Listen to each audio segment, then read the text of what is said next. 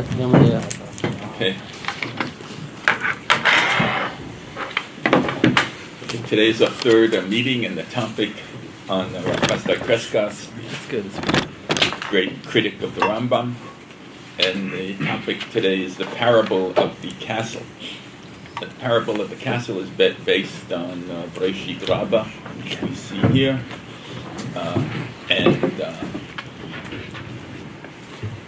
What we find often in Midrash is that you can interpret things in different ways. But here, we can interpret it in different ways because we don't know what the words mean. Well, let's see. There's a question of what a bira doleket is. Right? So, Vayomer Hashem el Avram. It doesn't have. This question doesn't have to do with the machloket between the Rambam and Hasdai Crescas because they both agree as to what bira doleket is. But it's a question in understanding the Midrash. Vayomer Hashem el Avram. Lech lecha mi'artzecha u'mimoladetecha u'mibeit avicha el ha'aretz asher areka. Mashal le'achad shehaya over mimakom lemakom.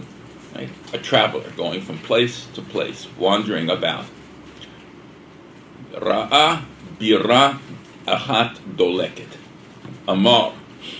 Right, he saw this bira doleket. Amar tomar shebira zo below manhig. Is it possible that this castle has no governor, no ruler? Hitzitz alav Baal habira amar lo ani hu Baal habira. And the governor looked down upon him and said, I am the governor of this castle. Similarly, Kach lefi shehaya avinu Avraham omer tomar sha'olam hazeh belo manhig. Similarly, Avraham Avinu said, is it possible? Tomar, can you say that this world has no governor and no manhig? Hitzitz alav HaKadosh Baruch Hu, and Kadosh Baruch Hu turned down, looked at him and said, Ani hu ba'al ha'olam. The interesting thing about this midrash, ad hayom hazeh, is that there are two opposite interpretations about what a bira doleket is. What does everybody think it is? It's either a building on fire or a lit up building. Right, and which is completely the opposite. One is, if you say it's a building on fire, then Avraham Avinu was saying, the world is such a difficult, disastrous place. There's a problem of evil people. Tzaddik v'ralo. The world is going up in flames. Is there a manhig? Is there a manhig? The situation in the world looks like it has no manhig. Is there because of the evil in the world? So that's one interpretation, bira doleket. But both Rambam and Hasdai Crescas use the other interpretation, which is that illuminated. As if you walk down in the neighborhood, let's say at night, depends. Times Square. Times Square. I don't know about Times Square, but if you walk, you walk down our street there in Williamsburg that we're staying at. You can walk. People are walking around. It's all lit up. Late at night, and people are walking around, and then you know that there's a governor, that there's a mayor who's taking care of things, and there are police who are around. This is also a dispute between Rabbi Yehuda Halevi and the Rambam. Right? Rabbi Yehuda Halevi, in the Kuzari,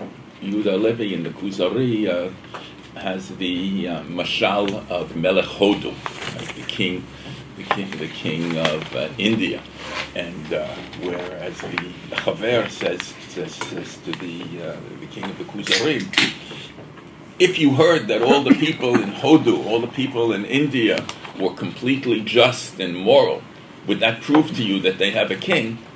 And he says, no, it could be that they just happen to be good people. Right? That's Yehuda Halevi. Yehuda Halevi thinks it's possible to have good people without police.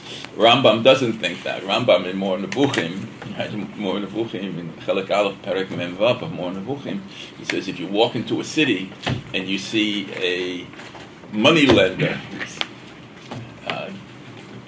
giving out change, giving out money, and you see a big ruffian walk up to him and say, "You owe me some money," and the old feeble, the old moneylender says, "Go away, I don't owe you anything," and the big tough ruffian says, "Okay, you're not going to pay me," and he walks away. Rambam says, if you see him walking away, you know that there's a king and there's police. Right? Rambam doesn't. Isn't it basically the machlokes between Plato and Aristotle on the need of law, and Rambam is more like Aristotle, and the other is more like Plato on this thing that really believes that there shouldn't be such a system of law.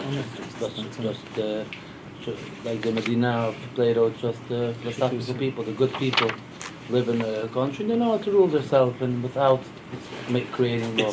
It's a good question. It's certainly Aristotle agrees with the Rambam. Right. Rambam agrees on it. What about Plato? Maybe it could be interpretation of Plato in different ways. But Yehuda Halevi, certainly, if you want to say he's interpreting Plato, but Yehuda Halevi believes that it's possible to have a community of people who are simply Just plain good. good people. They don't. You can have justice without police. Rambam doesn't believe in that about Isn't that the Plato's the city of pigs? Yeah. Right, but does Plato really think that can exist? Plato writes about it. Isn't this his ideal? It's his ideal, world? right? Utopia. It's his ideal, but I think I'm not sure he believes that it's real. But it's definitely his ideal. Aristotle doesn't even consider it as an ideal, but Plato does consider it as an ideal. But in any case, this parable is used for as a proof of the existence of God, namely. Just want to add one thing. I always said years ago that I think that the makar of the medrash of this parable, maybe has to do with the two pshat. What he said is the makar is the story of Moshe Rabbeinu with the sneh. This is really the makar of the medrash. Yeah. By Moshe Rabbeinu saw the lekes, the sneh, and Hashem, and he was the only one that was maitzitz on the sneh, what it is. A lot of people you could see a sneh, but he was, and Hashem told him, I am Hani Hashem in this. So I think that this is the real makar, the source for the medrash took this parable, because this is really the story of Moshe Rabbeinu. The medrash does make the same story on Avraham Avinu.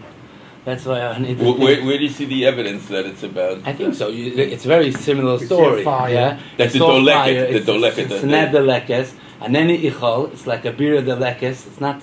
Doesn't maybe aneni ichol means to say it's just letting up. I'm not sure.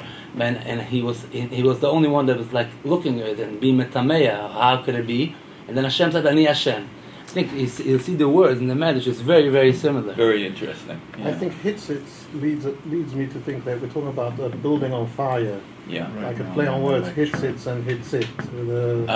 That's also very good. Yeah. I think it means he saw it on fire and Hitzit on a balabira. Of Moshe Rabbeinu. It's an interesting way to take it, but I don't think that the Rambam thinks that. I think the Rambam connects it completely. The Rambam develops it in his own way, so I think we should look at how the Rambam develops it. But he doesn't seem to connect it with the sneh. But maybe, let's take a look at the Rambam and see if the Rambam thinks in that way. But the sneh, it's true. It's the sneh is a fire. Okay. Let's look at the Rambam. The Rambam is. The medrash. How old is this medrash? Bereshit Rabbah. It's like in the. It's old. It's Chazal. It's an old one. It's one of the older. The older medrash. 1400 years. Hamid was the new one. Yeah. Bereshit Rabbah is one of the older. It's old Bereshit Rabbah. It's early. Okay. So the Rambam is Hamatzui Hazeh. Right. This is right at the beginning of Hilchot. Right at the beginning of Hilchot Yesodei Torah. Hamatzui Hazeh Hu Elokei HaOlam. Klomar Hu HaMeniah HaRishon. first mover. Hashem, Kadosh Baruch Hu, which is the absolute existence, necessary existence, is also the first mover of the universe. That's how Rambam understands Anochi Hashem. Hamatsui hazeh hu Elokei ha'olam v'hu hamanhig hagalgal b'choach she'en lo kates v'tachlit. The same Hashem, who is the absolute being, is also the mover of the heavenly spheres in an infinite way. B'choach she'en lo kates v'tachlit. B'choach she'en lo hefsek she'hagalgal sovev tamid. We see that the heavenly spheres move eternally, perpetually. Ve'i efshar sheyisov below misabev, and they must have a mover. If they move, they can't move themselves. They must. V'hu baruch hu hamisabev oto below yad u'below guf. V'yediat davar zeh, klomar metziut kadosh baruch hu. That yediyah is mitzvat aseh. Shenemar anochi Hashem Elokecha.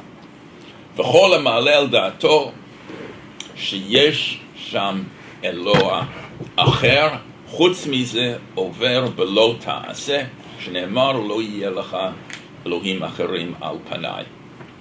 Ve'ilu haya hayotzer guf gviyah haya lo kates v'tachlit.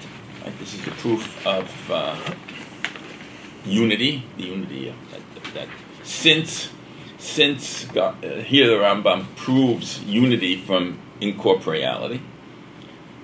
She'i efshar liyot guf she'ein lo kates. Any body has to be corporeal. All bodies, and it has to be corporeal.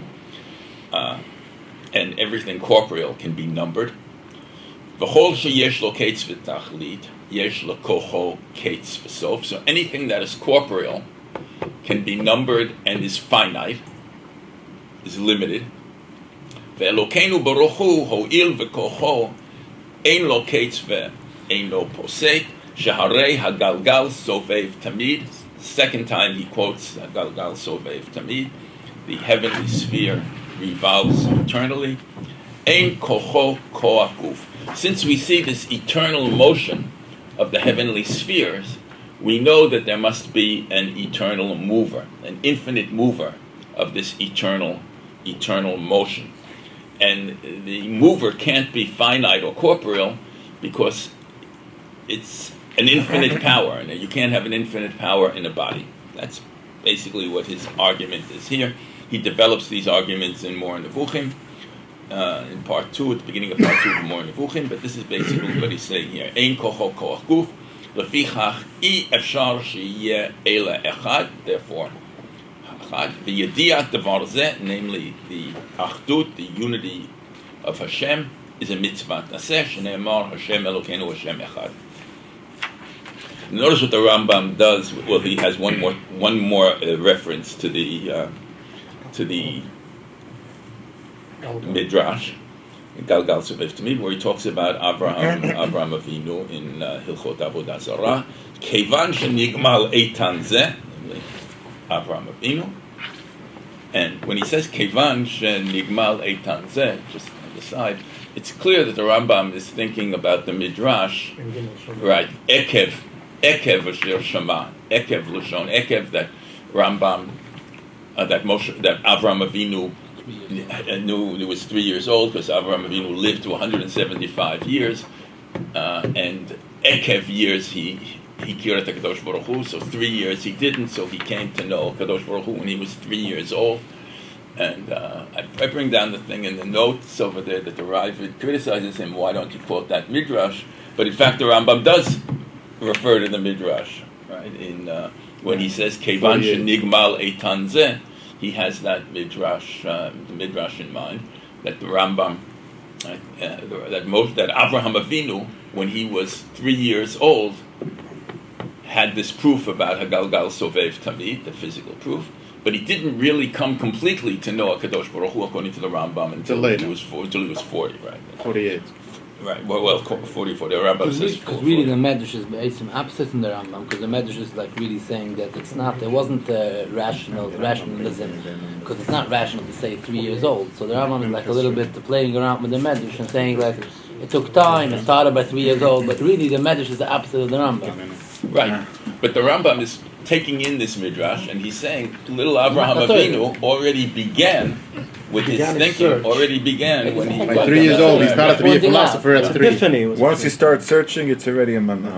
The youngest You're already not philosopher. like You're not an atheist. right. He's already beginning. Right.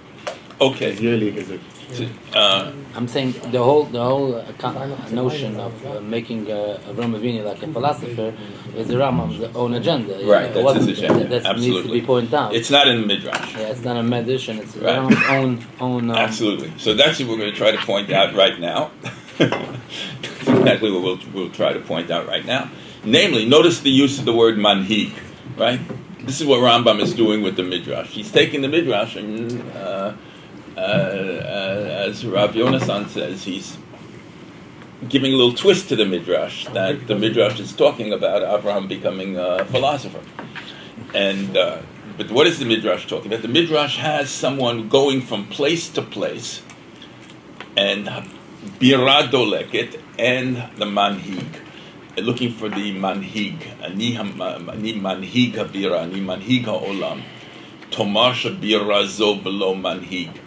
And here, Rambam says, Hagalgal sovev tamid, v'hu hamanhig hagalgal, shehagalgal sovev tamid. And then we have with Avraham Avinu,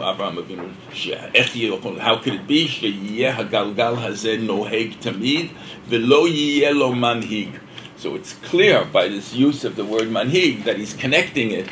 He's connecting his comments here about Avraham Avinu. He's connecting it to the midrash. Midrash philosophy. Right, midrash philosophy. Well, how does he make it a midrash philosophy? Kevan shenigmal eitan zeh, hitchil l'shotet b'da'ato. In the midrash, we also have someone who's mishotet, but no, he's not mishotet. He's literally walking around from place to place. The Rambam takes it instead of saying he's going from place to place, he's mishotet b'da'ato. Right? The Rambam. Some people mistakenly think that the Rambam didn't like midrash.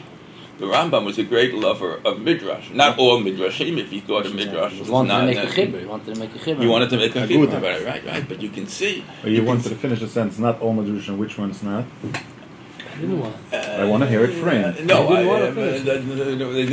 didn't want to finish at the moment because it's a different topic to go to midrash. But for example, in More Nevuchim Aleph Nun Tet, he gives the Agada of Rabbi Hanina, right? He gives the view of Rabbi Hanina,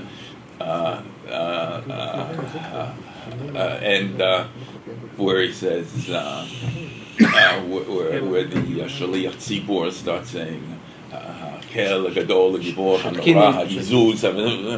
And Rambam exactly, he says, and then he gives the midrash. He goes to midrash. He quotes the whole midrash. He says, "I'm quoting this midrash completely, even though you probably know it." The Rambam says, "Why? Halvaya, all the midrashim were good." So Rambam doesn't mind giving tziyunim to midrashim, but midrashim, good midrashim, Rambam likes very much, and he does it. He's developing the midrash. He's taking the midrash. And he's developing it from the inside. But there's nothing unique about the Rambam. The saying in the Medrash, the Rambam didn't think that the Medrash is v'chayim anything. And just like even the Ramban didn't think that the Medrash is v'chayim anything, because he says in the debate, I don't have to believe in Medrash v'chlal. It's just a nice idea how to put it in. It's nothing, no v'chayev anything. Right. He sees an idea. He doesn't see the idea. He has an idea. Puts in the Rambam was an Medrash. answer to the Nazis. Could be he did believe Could it. be, but it's apologetic to us. I think this is very obvious what the message is. What is obvious? It is That the message is. But the Nazis again. Things are not just happening by themselves. Depends how you say but not like how the Rambam sees it. Because he thought like that. He put it in the Medrash. Anyway, literally.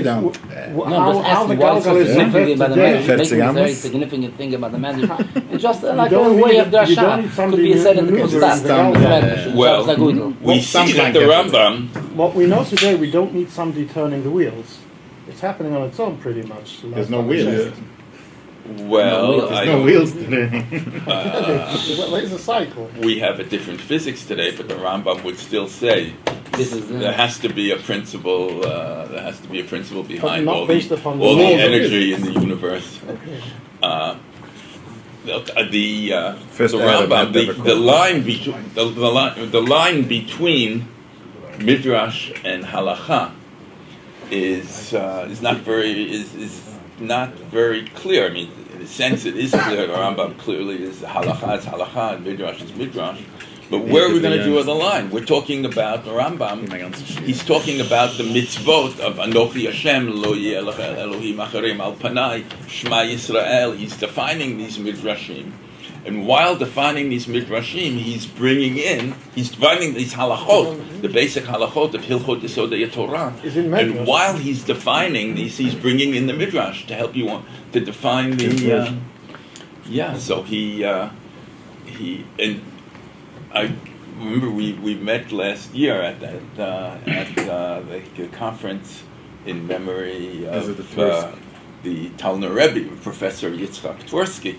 And so he wrote a very famous article, The Non-Halachic Aspects of the Mishneh Torah. Non-halachic aspects. Then he wasn't sure, sometimes he said the meta-halachic aspects. Or he wasn't, but what's the problem? He wants to say that in the Mishneh Torah there are a lot of things, that's Agadah and philosophy, but you get into trouble because the moment you start saying it's non-halachic, you see that in a sense it is halachic. Now, Rambam somehow turns everything into halacha. Right? He's bringing philosophy into halacha. Right? When he's defining those first mitzvot of Hilchot Yesodei Torah, he's bringing in philosophy, and he's also bringing in Agadah. So to be able to, you can't, once you're talking about how he's defining this midrash, and he brings in Avraham Avinu, it's all connected. That the Rambam had a way of thinking, and this is you don't have it in Hasdai Crescas, and you I don't know if you have it in hardly anyone else. In the Rambam, everything gets connected. He's connecting everything. Any Baldashin today does it. But it's right. It tries. I know. It tries to do it. I think the Rambam does it so successfully. I mean, you have not only today. You always have the darshanim of drashot, and you don't believe that there is parts of Mishneh Torah like this part in Perek Aleph Avodah Zarah that is really interesting Perek, that maybe it was saying it like in a drasha and pustat, because it's like more like a god, and it's not the typical way that he writes from this chapter to the beginning of about the Mimos Enosh. A couple used to say we have a Rebbe and to do it to him, but he used to say that this chapter Minastam was a drasha that he gave. Who said this? We have some Rebbe that we. Yeah. Some Rav. Yeah. He said that it could be that Perek Aleph Avodah Zarah was a part of the Drosh Shabbos Agul of the Rambam. Then he put Absolutely it not. It's pure halucha according to the Rambam. He's telling you that the idea that you have to know is an adventure. Nothing galachically to know. Nothing galachically to know how developed Avodah Zarah. No, what's galachically to know? It is to know what to believe in and not to fall into it. Pure halucha. He's telling you the ideas that you need takes years to develop. Right. It takes years to learn. You start as a small kid, and when you're 48, maybe you get there. And Avraham Avinu is the example of how you're supposed to perform this mitzvah. That's it. But yes, you wanted to. That's an example. It's a story. I see on the bottom you're bringing the Surah Rasha Medrash, and Rasha says The Surah Rashi, which is like Rasha says that Abraham saw this big sun and the big moon. Right. And The difference between them. it's a little different. You didn't see this. Yeah. Now I wonder how you read the Medrash, not the Medrash. The Rambam's word. The Rambam has two things. Hiskul l'shotet b'dato v'hi katan. That's one sort of argument. Right. The next one is hiskul l'achshov b'yom v'layla v'hi tama. And he's wondering that's I'm thinking if this is because you're correlating it to Medrash, there are two separate It is a Medrashim. Medrash, yeah. One The sun Medrash, went the first down. line is the first Medrash speaking about how big the Levuna is and how big the sun is, Right. and that's why he's highlighting that Moshe Avram Avinu was small. But he was small, not the son. But he's highlighting why is it small? Those What questions are Medrash not is small as? complicated. The second one Only is means about the Medrash that was katan. It's not complicated questions. It seems like there's two arguments in the Rambam, and that's why there must be there's two separate Medrashim that we're speaking about. I'm thinking if the Rambam is tough, anybody. Maybe, but I think he's just staying with this one midrash. And Good mood, I don't in a think good mood today. that other midrash. There are some other places where he refers. Otherwise, to there's a 40-year gap between Right. the two sentences. right, but I think here because later on he says. This is the question. Who's the Baal Abira? So he's Mishal Tate. He's just following the midrash exactly, but he's developing it. Because instead of saying that Avram Avinu, someone is walking from place to place, he's saying he's Mishal Tate Bedato, and then he says, and then he asks the question. Instead of asking the question, who's the Baal Abira? He's saying, who's the Manhiga Galgal? So he's telling you he's giving you a new perush to that midrash. I think if the comma is more than a comma there, if it's two different arguments. Right. Okay. Maybe, Okay. Okay. So right. Okay. So we see that he's taking this midrash. And I got you almost like one more question. yeah. Okay. But if we're going to discuss this later, so disregard it. The answer hits it to the Balabira is that, according to the Rambam, there is no answer from God. He answers it himself. Like, is there some divine intervention here going on? What's a Kodesh Baruch That's Hu? exactly what Rav Hasdai Crescas is going to say. Right. About that pseudo Rashi. The pseudo Rashi presumably is written after the Rambam, and the pseudo Rashi saw the Rambam. Although I don't know if this is proved. I don't know. I don't think we know who the pseudo Rashi is, but it seems to be someone. It seems to be someone from the Tosfot. We had a shir by Rav Martin, and he said wherever it says Umalak Kodesh Baruch Hu, there's a Seichel Kodesh Baruch Hu.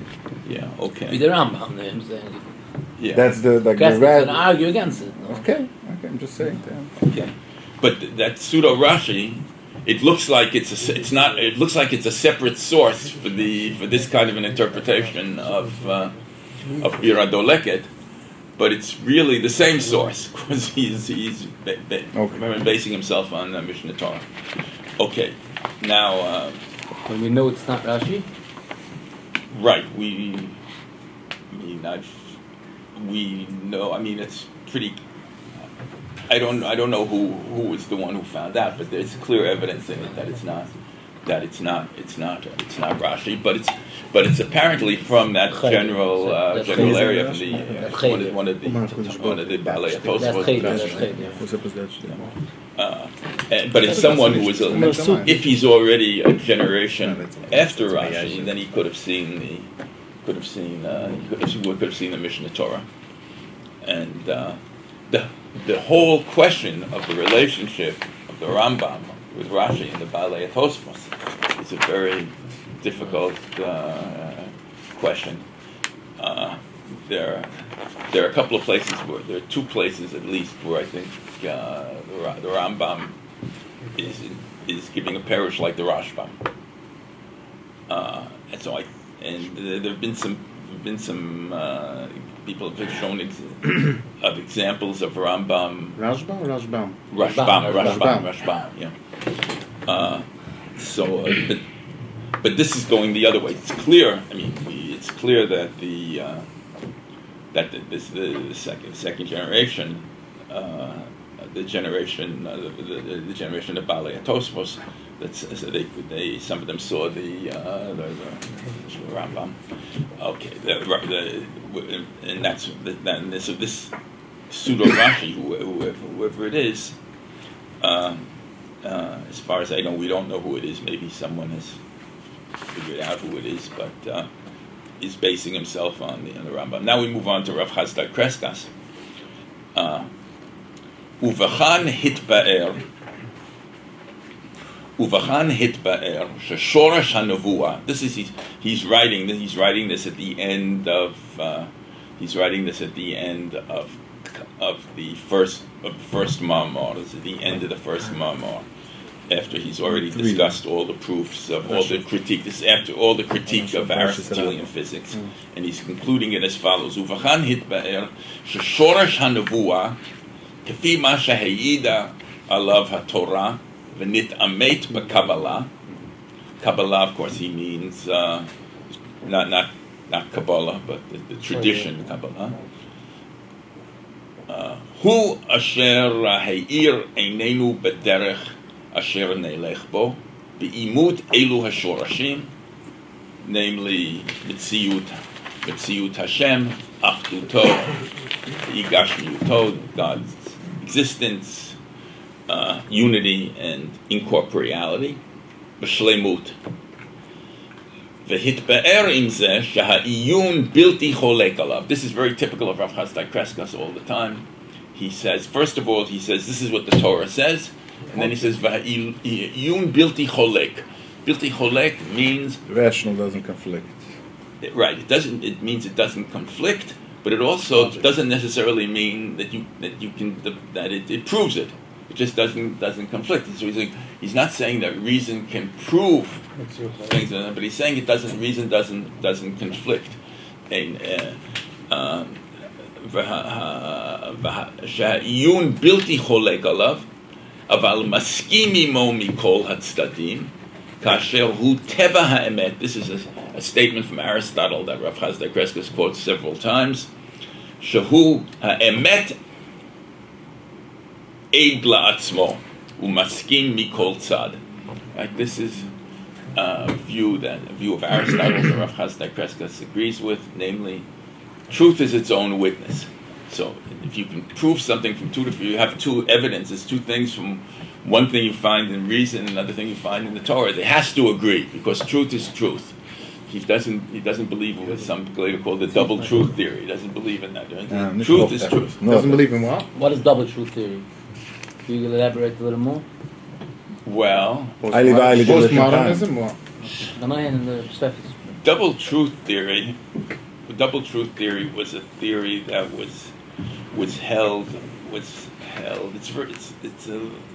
a complicated question, but what's usually called the double truth theory is a theory which was held by 13th and 14th century Christian philosophers who were influenced by Averroes, by Ibn Rushd, and also by the Rambam, and they held the view. They would say, according to Emunah, I believe X. According to faith, I believe X.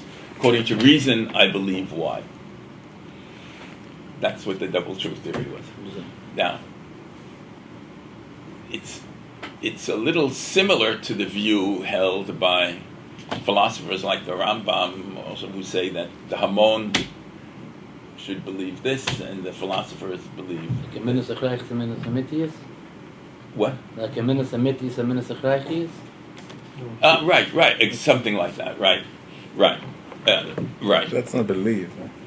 That's not the idea from No. But believes it. Not that same person doesn't have two a different truths. tool set, so you can't believe the same thing. Well, right. So you have different stuff in your computer. They believe Abu Mama is Abu Mama. And it's all true. All the double truths is basically one truth. It is. There's only one truth. No. Looks like we need an extensive double truths lecture. Say that, it's enough. How does the double truth idea comes about because of the Christians in the 13th and 14th century, when they start getting views of Ibn Rushd and also the Rambam. And the Rambam, like you say, the Rambam talks about necessary beliefs and emunot hechrachiot and emunot emitiyot and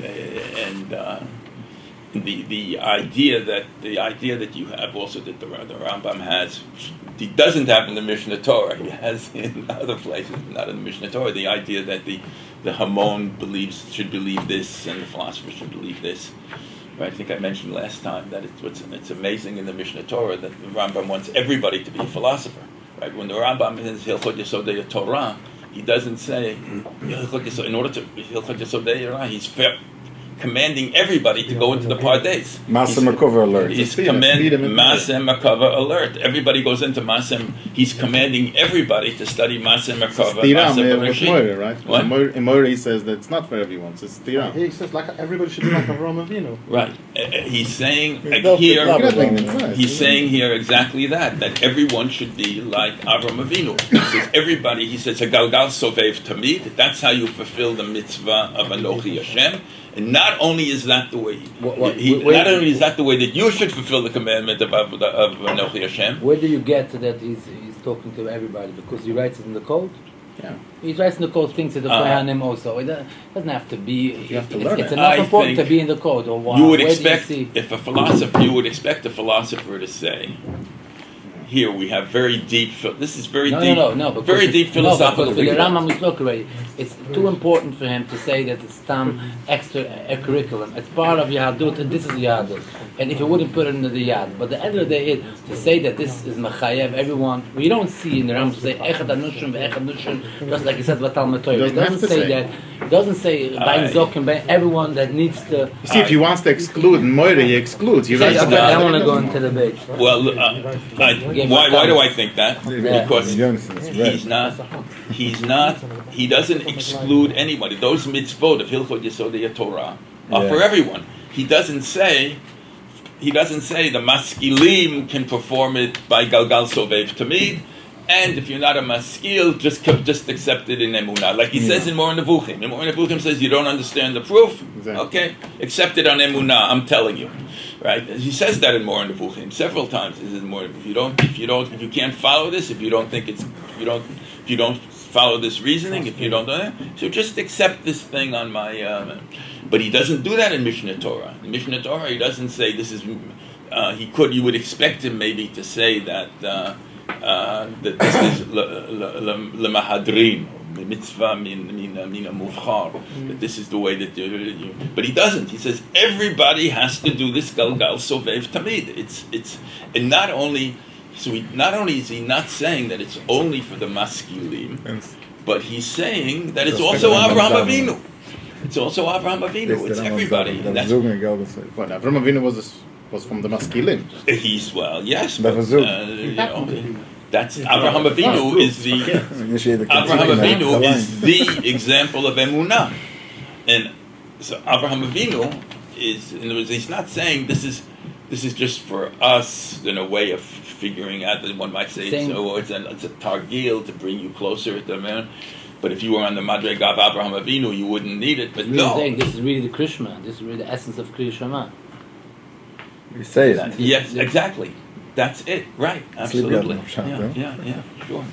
That's it, because it's the mitzvah. That's the mitzvah of Hashem Echad. Right. Or Oimer, you have to say the opposite. No. That what? There's a reference. What? There's a reference that you can't. The Rambam doesn't think you cannot think something. Where is this in? You have to say it, right? So there's something to saying it out of your mouth, and the Rambam's halacha that says you're only not allowed to say it, you're allowed to think it. So here by Krishna, where he thinks the opposite way, is the flip side of the coin. You have to say the galgal service. Right. If you don't conclude it, you don't conclude it. What? You don't have to understand. Yeah, that's the Krishna. Well, who says this? That's a famous discussion that you're only not allowed to say it out of your mouth. Like Right. It's like ein cosmic Well, who said it? I used to learn it with the Chavris. Where's it to Oimer, really? Listen from Marcelo. He wrote on his commentary. He says only if you say it. Only if you say Ha'omer, in the Mishnah, the language of the Mishnah is Ha'omer. Ha'omer. Right. Okay. As behavioral rather than mental. Right. This is Ich sage etwas Joke to Right. Okay. So, but that's something else. That's like Rab Goldenberg says that the idea this fits into Hasdai Crescas a lot. That it's Omer. It's something right. It's an act. It's not it's not something going on in your head that you can. But it's an act of making a statement. Okay. Uman ha'ot el zeh ma she'amru Chazal b'bira doleket amar tomar she'bira hazot v'lo manhig heitzitz alav ba'al ha'bira amar lo ani ba'al ha'bira kach haya Avraham Avinu omer tomar she'olam hazeh b'lo manhig heitzitz alav hakadosh baruch hu amar lo ani ba'al ha'olam gilu she'im heyot hayta lo nitiyah el ha'emet. You see, he reads the Midrash completely differently from the Rambam. He's saying this is shotet b'da'ato, and if you look at in the Midrash, how does this traveler find out that there's a governor? Hashem tells him. Only when the governor says, "I am the governor." He has a nitiyah. He has a little inclination. He's more like Yehuda Halevi here than like the Rambam, right? You walk down the street, you see that it's everything is illumined. People sitting in the coffee shops at night, and they're walking around. You see old people and young people walking around in the street, and sitting outside and eating in the coffee shops, and you say that there's probably a good mayor in this city who knows what he or she is doing, and there are police patrolling, so the people feel safe at night in the illumined city. But Rav Hasdai Crescas says, okay, that can maybe give you an idea that there's police, but it's still possible. It's still possible that these happen to be just good people who don't hurt other people. Until the governor shows up and says, "I am the governor," you don't know there's a governor. And so this is what Rav Hasdai Crescas is saying. Philosophy can give you a netiyah. It can give you science and philosophy can give you an inclination to think that there is a manhig. But it's only when the manhig speaks, and says, "Ani ba'al habira, anochi Hashem Elokecha," that's when you know that there's really a manhig. It's only when the manhig, and so he's reading the Midrash different. The Rambam is putting the emphasis on the. What is he saying practically? We also every individual has to hear it from God, otherwise he's not obligated to believe it. That's what the implication is. Or from the Torah. The Torah is already Kerem and Shemayim. We have already a Sefer. The Torah is the word of Hashem. Right. I'm trying to say that you can have an Nitiyot philosophy, but where you're going to really hear the truth is in the Torah, not a philosophy. That's exactly what he's saying. Hasdai Crescas saying that that's where we meet God. A human being meets God when he looks for him and he finds him. He reaches that recognition that there is a balabira, and that's nevuah. That's his statement. Absolutely. Yeah. Why not liot metzitz l'kulam? Why only Torah? Why what? Why did God only answer only to Abraham? Why not answer everyone? Well, he's the one who was looking for us. If I'm looking, why doesn't he answer me? Who said he didn't? He did already answer. He has a Torah. You don't have to go somewhere.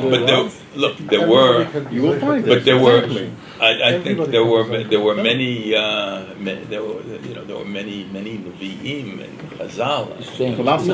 I'm not saying he's trying. I'm asking: Is Rav Hasdai answering it? Like, does he address that, or he's saying? Does he ask the question like, why only 3,000 years ago, and why not every generation, or he doesn't care about that much? I mean, why? You say Why come people today? If you look like a you can have it today. He's asking why was it only then? Oh, okay. That's what you're saying. I can tell you what Rav Hasdai Crescas' teacher, the Ran, says. And it's not it's a good answer, but it's not the answer you're looking for. But the Ran, in his in addition to he did two philosophical things. Well, he did drashot, but he also he began a perush on them. And in his perush on Breshit, he has a discussion about Breshit and about the elements, and it's a very scientific philosophical thing about the four elements, and he interprets them. And probably, and this was clearly a drasha that he gave. I think he used to give the drashot in the Beit Midrash. But, so, after the beginning, first part of the drasha, he says, but wait a minute. And someone must have criticized him, because he says, wait a minute, you're going to say, who gives me the right to talk about Maaseh Bereshit? There's a Mishnah. I'm not allowed to talk about Maaseh Bereshit. Ein Dorshim. What am I doing? And so he has a fantastic answer. And he says, look, he says, I don't agree with the Rambam that Maaseh Bereshit is physics. In Maaseh Merkava is metaphysics. When Chazal talk about Maaseh Bereshit and Maaseh Merkava, they're talking about something that you can only know by nevuah. You can only know by either nevuah or by having it passed down to you by Kabbalah. You can't figure it out yourself by reason. It's not like science where you can figure it out by reason. Maaseh Bereshit and Maaseh Merkava are things that you have to be initiated into. You have to get them from nevuah or from someone who heard it in nevuah. And therefore, he says, it's impossible for me to be over on revealing the secrets of Maaseh Bereshit because I'm not a Navi. I don't know about it. Therefore, I can say whatever I want. Right? So it has a positive side too. If you're not a Navi, you're freer to say. If you're a Navi, you have to be careful about your words. Now, it's a very interesting question that you're saying. I don't know. Hasdai Crescas doesn't say that he doesn't claim to be a Navi. But he thinks Maaseh Merkava is Navias? But he agrees with the Ran. He says something similar in Or Hashem, towards the end of Or Hashem. He also says something similar that he makes fun of the view towards the end of Or Hashem. Even though the Ran in the Rosh Hashanah is the Ma'aser masking to the Rambam that why physics is ein dosh, and he says because it's very karov moed to philosophy. He just doesn't he in the Doshot at the end masking to the Rambam. It's not that like he answers this question on the Rambam. Why the Rambam calls it Maaseh Merkava? He says because it's very close to. It's close, but it's not. It's not. But he uses right. it as an answer. But this answer is basically also in the Kuzari that that these sodot. It's a kind of he explains it's a kind of physics, but it's not physics based on reason. It's physics based on nevuah. So it's not something that you can get by reason. He says you can only reach Amunah only through nevuah. Is that's without reaching nevuah you can't reach the ultimate. That's what he's Amunah? saying. Right. That's exactly what he's saying. What? There's an interesting case there in that section in the Ran. The Ran was really torn between the Rambam and the Ramban. Right. You can see it all. And he was. The Ran is more philosopher than the Rambam. Yeah. The Ran, yes, right. The Ran Yeah. is more philosopher than the Rambam. But there's one. You know what I'm saying? Yeah, I think Yeah. I think quite so. a big Yeah. philosopher, no? Right. The Ran is more philosopher than the Ramban. Maybe they don't write so much. But there's one place where the Ran asks the question about. He says he's talking about the idea of whether the isurim of, for example, unkosher food, whether that's something that's in nature or whether that's just in the halacha. And because the Rambam says it's just in the halacha. Whatever the Rabbanim poskim, that's it. And the Ramban believes that if you eat that unkosher food, it's going to cause damage to your nefesh. Right. So the Ran says, I have a problem. Halachically, I agree with the Rambam. But on the other hand, he's a little bit like the Ritva in Sefer Zikaron. That comes into double truth. Right. But he has a good solution. So he gives a lot of solutions. Not listening. He gives a lot of solutions. And finally, he comes on to really a very good solution. A very good solution to the problem. He says, look, it's true. If you eat by accident, let's say you eat unkosher meat, he said it's going to damage. The Ramban is right. Rambam is wrong. It is going to damage. So why am I paskening like the Rambam? even though I believe like the Ramban. He says, well, it's true that if you eat the unkosher meat, it's going to cause damage to your soul. But by following the Piskei Halacha of the Chachamim, you're strengthening your soul more than the damage that you're getting from eating the thing. So it cancels out. You know, the Rejuvenating muscles. Right. The positive strength that you get from following the halacha as it's paskened by the chachamim is stronger than the damage that you're going to get from. But the Ramban is right. You are going to get some damage, but it's going to be canceled out by the following. So in that whole, I think in that whole Catalonian school that Rav Hasdai Crescas is part of, he's a student of the Ran, you have this tension between the Rambam and the Ramban. This tension all the time, and you see it very clearly in Sefer Zikaron of the Ritva, where he's defending the Rambam against the Ramban, even though he says he agrees with the Ramban, which is very, very good for the belief in free thought and allowing people to. But it's a very rare book where someone will say, I agree with the Ramban, I agree with Ploni, but I'm going to defend Almond. Is this all the Rashba's influence? Like where the Rashba, yes, of course. He started this trend, no? Like we cannot So say it would fully. say that the Rashba is Avia Haridism. Yeah, Who said that? You want to say that the Rashba is Avia Haridism? Yeah, because like he justify is a rational person, but he says, but we have to believe in the Kabbalah and the philosophy. Nothing like. Haridism don't want to take philosophy. No. Right, but I'm talking about what you call philosophy. Anyway, they work. I think one thing I think about the Rashba, I saw that Yair Loverboim said that, but I think there's something else about the Rashba, that if you ask which Baal Halacha is most important for Halacha today, for example, in the state of Israel, of all the Baal Halacha, including the Rambam, including Rabbeinu Tam, who's the most important? I think the answer has to be is the Rashba.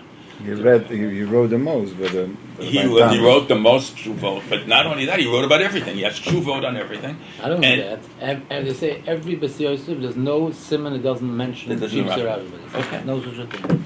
Right. And he was always thinking about very practical, how to solve practical problems in original ways. So he's certainly part of this. And historically, it's also true. Historically, his power that he had, no Rishon, they say, had such a power. Yeah. Historically, Yeah, how autonomy? many people were Nishma Lepiv? No, not autonomy. How in the whole all world, over the world, the whole world was writing him. Wasn't known. He Even wrote- the Rambam didn't get to his. Right. Much more. He wrote much more. I think he has the most. He wrote the most Shuvot of and how many Shuvot? And from the whole world. The whole world. Whole All world. over the world they were writing down. Right. Absolutely. So that and his Shuvot were very original Shuvot, where he deals with the problems in a way. So that he's also so you have this whole tradition with the Ramban and all the students, the Rashba, the Ritva, the Ran, Rav Hasdai Crescas. So they're but what is characteristic of all of them is that they have this tension between the Rambam and the Ramban. They're Nevochim. They don't want to take the Moira, but the Nevochim. Right. Okay. So that's how he interprets. So then he says, Gilu she'im heyot hayta lo netiya el ha'emet. So this is really the big thing, that philosophy just gives you the netiya, and that's how he's reading that midrash. The midrash is when Abraham Avinu says, "Can you say that there's no manhig?" Okay, that's a question that he's leaving open. He's saying, where is the manhig? Where is the manhig? I think there's probably a manhig here, but where? And when the manhig gives the Torah, then we know that there's a manhig. And this is exactly the same kind of thing that Yehuda Halevi says with the Melech Hodu, that you can see if you see that the people in India are very well behaved and they're just, and you can say, I think that they probably have a king. But it's only when that king sends you gifts and sends his ambassador to visit you with letters, and that's when you know. I quoted in the note number. It's in note number 4. Okay, so now That goes very well with it can't be a mitzvah. the emunah can't be a mitzvah because who can be zoichet to nevuah? Right. Very You're taking few. it too far. It doesn't say that you can only be Zochet Yamen of He does. Nevuah. think It can't he be such a does. thing. Like I said, like I had Es ist before. Omer Kodesh Baruch Hu It Bavrom. can't be such a thing. It could be. We can't He see says such a it thing can. that the person's only Zochet Yamen of Nevuah. This is not what he's saying. 100%. You're No, never Professor, gonna you reach agree. that. No, right, yeah. Crescas doesn't say that you need to be Zochet Nevuah to be Mekayim Emunah. No. No, there's no No, such he a doesn't thing. go that Doesn't far. go that far. He does. Okay, it does not. Well, He says Avrom Avinu Magitzu. But he already- He said that, but he already brought down the Torah and Oh, no, disbelief. right, right, was but it's his- sufficient, like Rabbi Yonasan says, it's sufficient that you have the Torah and you read We know the already Torah what and you truth. see Hashem in Don't the have to Torah. go this way, He don't talk about Abraham. the Torah anywhere. He's not That's- talking. He doesn't say we need to be like Abraham. We don't. But need look to No, what he we says. don't. So therefore, we can't be proper mami 100%. Why not? Maybe, Why but not? look what he Because we says. didn't have this experience. Gilu Don't you Shem- have to this The Balabira was not Who his. says we need not this me. experience? That's what. Gilu, that's what well, Crescas says. let's see what his lashon is here. You have to see, Gilu maybe he has proof that the Torah is Shema. Im heyot hayta lo nitiya el hamet, hu lo yatsa miyedei kol safek, ad shehishpia Hashem lo oro, v'hu hanevuah. We were after It does sound like what he's saying, what you're Yeah, but saying. this is how it, He was agnostic until we have God already showed done up. it. Right. We have it already. Okay, We have it He was already. agnostic until Hashem showed up. Yes, but Which because you is- didn't have a Torah. that's the Torah. But we have a That's what the Torah. mayor said. I understand what you're saying. Let's see, we barely cover. Let's see. We have the Torah, We have the Torah. What do you mean? Torah. Torah steht. and that's if you look at the Yehuda Halevi text, Steht auf dem Torah, bis Jacques the is Champagne saying, don't Yehuda mix Levi up said the in same a thing. Yehuda Levi So we have said- today a Torah. Yeah. He No, says so why is the that question it's how for come sure there's no Torah Stirah from comes the to Torah, Torah? but the Torah doesn't get Shine the proved Torah. with rational ideas. Just like you said, there's no such thing saying that only be Mikayim with Mitzvah. He's not saying that no one is Mikayim. the Torah, the Torah is the Nevuah. Now it may be true that it's even stronger if you're the you yourself are the Nevi, but this also raises another question. The Rambam, for example, always speaks as if he's writing for Nevi'im, right? He's that Nevuah is an option of today. Hasdai Crescas doesn't have that. Doesn't have that kind of an attitude, but that he would say you could be a Navi today, but he's clearly saying Or Hashem is the Torah, and that's the Nevuah, and the Nevuah is the Torah. So in the Torah we see the Nevuah, right? So, but that's what gives us the Torah is what gives us the certainty. It's all in the Torah. So I'm just wondering how he would answer that question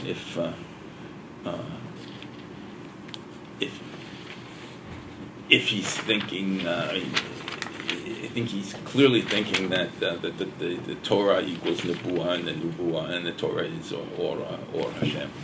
But you could just give it the twist that you're giving it, that you have to hear directly from Hashem, right?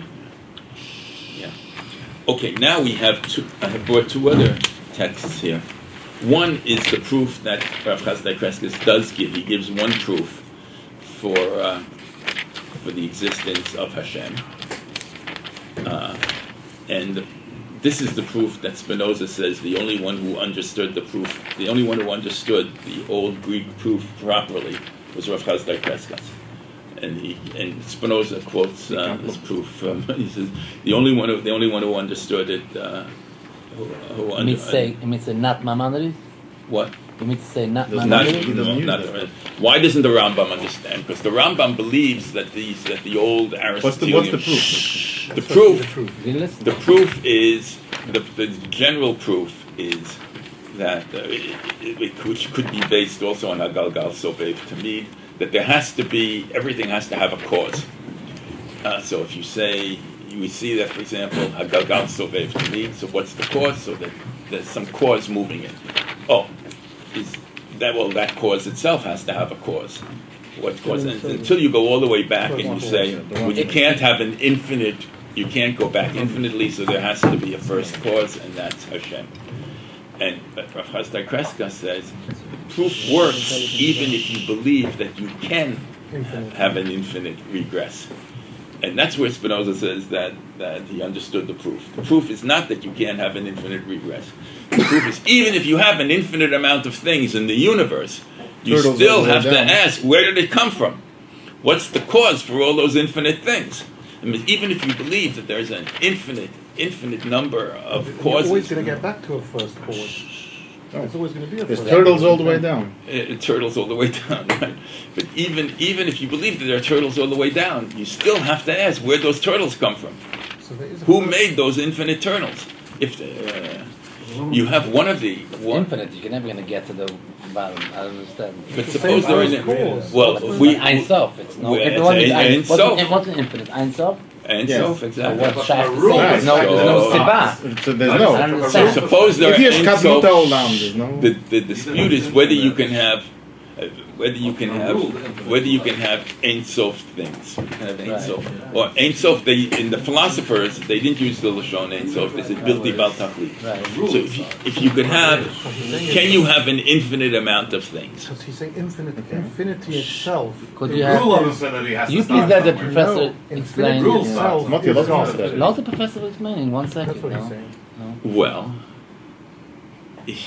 he's saying that you can have that there's infinity. You can have that he has an infinite. His universe is an infinite universe, and he has presumably an infinite amount of worlds in his universe.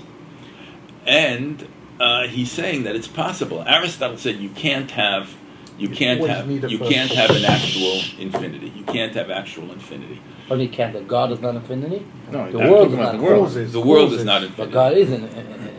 Right. Well, I don't know if Aristotle first said that exactly, but certainly most of the Aristotelians said that infinity is only Hashem, and the world is always finite, and there are always a number of finite things in the world. So there's always you can't have an infinite number of causes. And Rav Hasdai Crescas says, well, you can have an infinite number of causes. You can have an infinite number of worlds.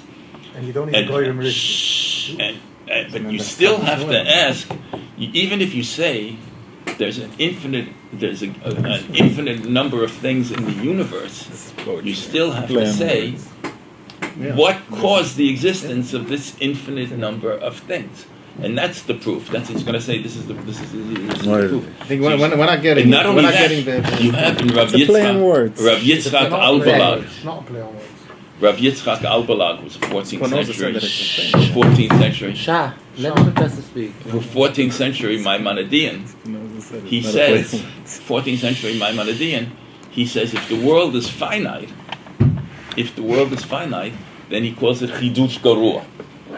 So you have to say that it's infinite. What Hashem is going to create something that's limited. So,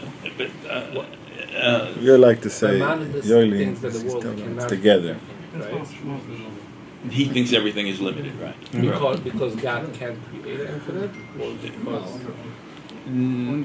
It's a very interesting question. He doesn't think that. I don't think he ever raises that question. For the Aristotelians, it's clear that the world. Saying to say that the world is infinite. You can't- This brings a little bit to get to Spinoza saying that this is God. The world is God. That's what the Rambam's never going to start to. Right. No, but the idea that you can have an infinite number.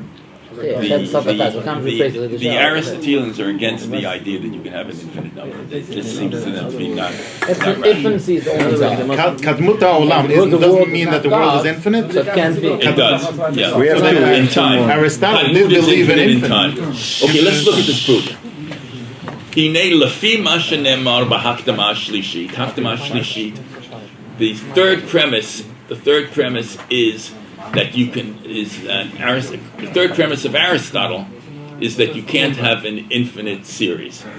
And Hasdai Crescas shows that the proof doesn't work. You can't have an infinite series. Hine lefi ma shenemar b'hakdama shlishit. Hine im sheyu ilot va'alulim ba'alei tachlit o bilti ba'alei tachlit whether all the causes and effects in the world are finite or infinite, ein himalet mehiyot ila achat leklalam. Right? You can't avoid having a cause for for the generality of everything, for the whole. There has to be a cause. Whether you say that the whole is finite or infinite, you have to have a cause for the whole. That's what he's saying.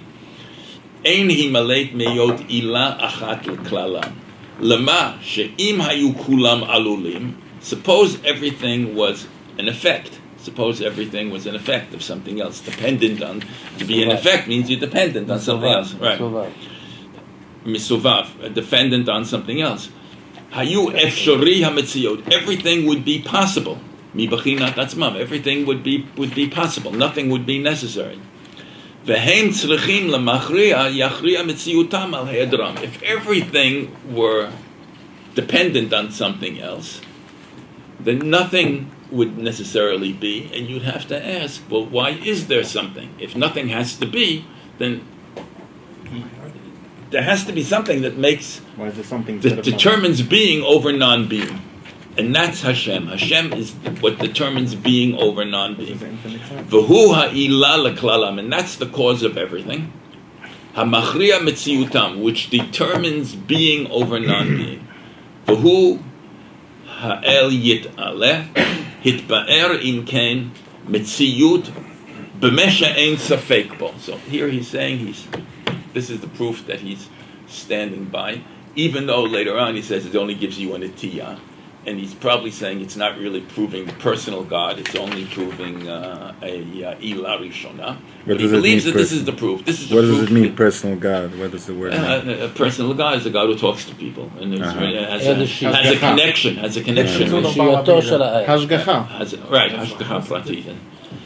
That's the division between. That's what's the Aristotelian proof says that you can't have an infinite regress. Since you can't have an infinite regress, there has to be a first cause. And here it's saying, even if you do have an infinite regress, you have to have a cause for it's not really like relevant. Like I always say, the difference between the Rambam and the atheist, goes back forever, and Crescas The way I is understand it, it's as if he's thousandth saying of a second. that Hashem Which one was created first? infinity from the outside. Trillion years ago, When we which one talk was about first? God, the Rambam's approach, there has to be. There's no It continuation. has to be a Ila Rishon. Something It all has goes to back. make the first twist on the wheel. The question is Hashem is on the outside. split second. And he's creating infinity. You don't need a first cause, meaning he doesn't have to start, he doesn't have to turn on the switch. Starter. He doesn't have to pull the, you remember those old cars? Right. He doesn't have to pull the string. He's on the outside and he created a world of infinity. Right. The world is outside of You it. can't create infinity. Yes, you can. That's what I think Crescas is saying. Let the first finish Yeah. the last piece. How can you create infinity? The minute you're creating it, it's no longer infinity. Why not? Infinity. We have one more. Let's look at the last Infinity text. has no stop. Right. Let's look at the last text, because the last text there's an interesting Doesn't have a stop. there's an interesting textual problem in the last text. Okay, so now he's talking. The last text has to do with the proof of unity. The proof of unity. Okay, im hashniyut, right? Polytheism, the idea that there are many gods. How can we disprove? How can we disprove that there are many gods? There's only one. Right. In order to fulfill Shema Yisrael Hashem Elokeinu Hashem Echad, how can we prove that there's only one God? Ve'im hashniyut, with the argument against the polytheism, v'zeh keshenaniach sheha'el yitbarach echad pashut. We can say that you have God who is one and simple, as the Rambam defines him in Hilchot Yesodei Torah. Aval sheyeh yoter me'achad, but there are two gods like this, right? There are two of them simple one gods. V'hinei lo yimaleit im sheyeh achad mitasek b'hanagat hametziyut o chelek mimeno. So you can So one of the gods may be taking care of Brooklyn, and another god is taking care of Tokyo, and gods are they're dividing the work among them. V'sheker sheyem mitasek b'chelek mimenu. But he says there's an argument why you can't say that. And that's because everything is interconnected. This is an argument we find already in the Rambam. We've also in the Rosh. It's an argument we find. Since the universe, since the world is interconnected, everything is interconnected. That when the ice melts in Antarctica. Exactly. You can't say that you have one God taking care of Brooklyn and another God taking care of Manhattan because they're connected by subways. Right. Scientifically, on the everything. bridge it says on this side is Manhattan, this side is Brooklyn. Like What do you do when you're in the middle? What do you call when Two the car guys- breaks? two guys leave. When the car breaks down I in the think middle of it also the, means that the same laws apply to everything. Exactly. The laws of physics. Very good. Right. So Mayor's right. The same. I think it means this. The same. That's right. The same laws. The When same. it rains upstairs, it doesn't You stop can midway. you can see that it's the same system. It's all part of the same All of the system. physics. Exactly. Universal. V'sheker sheyem mitasek b'chelek mimenu. Person sneeze here and they pour. למה שהמציאות כולו נקשר קצתו בקצתו והוא כאיש אחד. The whole universe is like ish echad. Everything fits together, just like you can't say, a person is going to have two brains, one in charge of the right side and one in charge of the left side. Right? It's you're one ish, one person. And so the universe is ish echad. Since it's ish echad, which we know that there's one God. What is this polytheism? Like the active gods, there's two or three. Like the original God is also two or three. The illustration was three. That's the polytheism. He's saying He's proving them. He's disproving that. He's saying Disproving you what? can't say there are two gods because everything is the interconnectedness. But what does of it the mean, universe. two gods? That today there's two active people, or I mean, like Zoroastrianism. Well, he says godly that, bodies, yes, or he Like says they that believe in one Buddha. God There's a is good God and a bad but God. who created these gods according to the polytheists? They It's Zoroastrian, there were two gods to begin with. That's a different question. Here he's just talking With about one God, one Because God. once there's one creator, what's the difference? So that creator created a few. That's okay, right, it's a But good what point. does the polytheism say? Polytheism say in a sophisticated way. What do they solve? What are they solving? Good and bad. The same thing that they were. It was different to say the one way. Good and First- What are they solving? First, they are solving good. They're solving because you see the good and gods bad. are- Yeah, how could it be the God that's good? What do you mean? So he's not really giving a good Just answer. narratives. He's not giving a good narrative. Crescas is not giving a good answer. He should have said, "Oh, okay, so they were created by someone. There was an addition to them." This argument- Like the Metzias, the Metzias is auch Arai, yeah? The No, Metzias no, is Ḥasdai. What is he saying in a sophisticated way? What he's saying is first he's just repeating an argument that you already have. Rambam gives this argument. The Rambam says this is one of the arguments that the Rambam gives for monotheism. He says since the world is all interconnected, we see that everything is connected. Universe. So we know, right? As like Meir says, that the same laws of physics apply every place. But that's the answer to like novel polytheism. Yeah, His that's- answer Isn't is this not. not the same thing that Rambam and Iron Bites, Iron Bites, chapter 72? Yeah, exactly. This They were born at the same time. That's split second they were before. Before the edition they were En already op two. deze schaal is de brengen op de eind zo giet. This is Zo what- brengt het twee, brengen bij. 72. right. Eind zo is de eind zo is de But, so what he Two piles does, of turtles already.